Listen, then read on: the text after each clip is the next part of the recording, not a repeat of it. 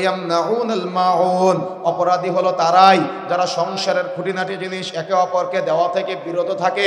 দেখেছেন অত্র সূরার মধ্যে সার্বিক বিষয় আলোচনা এসেছে।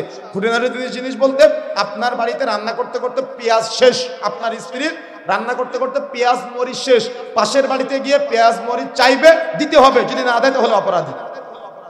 লবণ শেষ রান্না করতে করতে আপনার কাছে এসে চাইলো, আপনাকে দিতে হবে।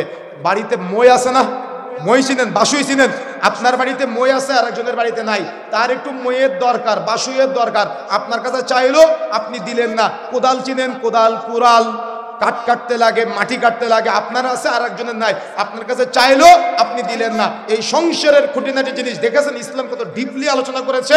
আপনার কাছে চাইলে মুমিন হিসেবে, মুসলিম হিসেবে আপনি তাকে দিবেন। আপনার পাশের দোকানদার 500 টাকার ভাঙতি চাইলো, আপনার কাছে আছে কিন্তু আপনি দিলেন না, ইসলাম বলেছে আপনি দিবেন, দিতে বাধ্য, যদি আপনি না দেন তাহলে আপনি অপরাধী হয়ে যাবেন। এটা হলো মুমিন ভাইয়ের প্রতি মুমিন ভাইয়ের দায়িত্ব।